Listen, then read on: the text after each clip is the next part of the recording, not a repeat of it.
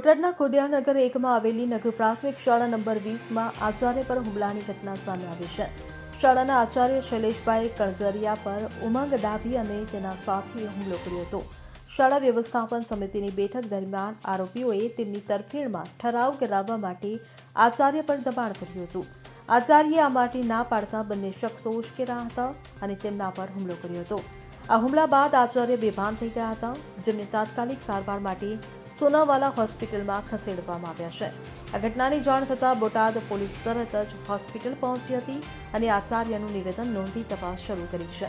શાળામાં લાગેલા સીસીટીવી કેમેરામાં સમગ્ર ઘટના કેદ થઈ ગઈ છે, જે પોલીસ તપાસમાં મહત્વનો પુરાવો બની રહેશે।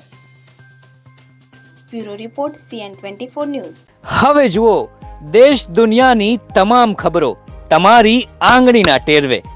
ઉઠાવો મોબાઈલ અને ગૂગલ પ્લે સ્ટોર પરથી ડાઉનલોડ કરો અમારી CN24 ન્યૂઝ મોબાઈલ એપ।